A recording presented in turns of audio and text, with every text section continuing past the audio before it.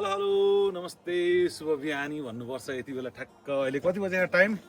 9 साढे 9 समथिङ कति भयो 10 बज्यो होला अहिले चाहिँ म चाहिँ एकदम फाइनल्ली हाम्रो गोर्खा जिल्लाको बागपाक भिलेजमा छु है अनि यहाँ एकदम यो हाम्रो गोर्खा जिल्लाको एकदम रमणीय स्थल पहिला चाहिँ अब भूकम्पले अलिकति केही इफेक्ट पारे पनि त्यो भन्दा बेटर चाहिँ अहिले भएको रहेछ है एकदम दामी अब यतातिर हेर्नुहुन्छ भने हिमाल यहीँ नजिकै छ त्यो क्यामेराबाट खिच्दा अलिक टाढा देखिन सक्छ होइन अब मेन यता गाउँ पनि फुल है गाउँ त यताबाट हेरेर नसक्नुसम्म अहिले भइसकेको रहेछ अनि यता अब मेन यो भ्यू टावर साइड नै हो पहिलाको पुरानो बस्ती पनि अहिले पनि रेनोभेट भएर घरहरू नयाँहरू बन्दै रहेछ अनि यतापट्टिको हाम्रो भ्यू टावरमा पनि हामी अहिले जाने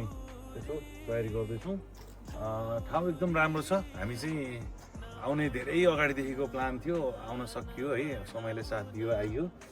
जाडो यो अलिकति जाडो सिजनमा चाहिँ घुम्न पनि रमाइलो हुने ठाउँहरू पनि उजाड हुने डाँडा पाखा सबै देखिने हजुरहरू पनि गोर्खा आउने भनेपछि बागपाकमा चाहिँ एकचोटि आउनु होला भन्ने चाहिँ म हजुरहरूलाई पनि एउटा अनुरोध गर्छु ठाउँ एकदम राम्रो छ हिमाल नजिकै छ डाँडा पाखा हरिया वन जङ्गल है यहाँको खानाहरू पनि त्यस्तै मिठो है एकदम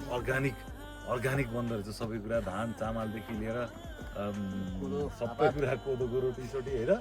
दामी बन्दो रहेछ मलाई चाहिँ एकदम ठाउँ बेस्ट लाग्यो है हजुरहरू पनि आउन सक्नुहुन्छ नेक्स्ट टाइम अब हामी त फेरि आउने प्लान छ र प्लस आज हामी यहाँबाट माथि लारपाक पनि नयाँ बस्ती पनि जाने प्लान छ है अब यो ठाउँ त छोडेर जानै मन छैन तर पनि अब के गर्ने समयले साथ नदिँदाखेरि जानै पर्ने हुन्छ एकचोटि फेरि सरर यो बागपाक चाहिँ हाम्रो देखाइदिउँ त भन्छ सबै एकदम दामी तरिकाले अब त्यो भ्यू टावरसँग पनि समयले साथ दियो भने जानुपर्छ है अरू यस्तै नै छ ल सबैजनालाई गोर्खा आइसकेपछि एकचोटि बागपाक आउनको लागि पनि म अनुरोध गर्दछु एकदम दामी छ गोर्खाको हाम्रो एकदम मेन ठाउँमध्ये यो बागपाक पनि एउटा हो तपाईँहरू नछुटाउनु होला भन्दै अहिलेलाई चाहिँ म यति नै भिडियो बनाएँ हस् थ्याङ्क यू सो मच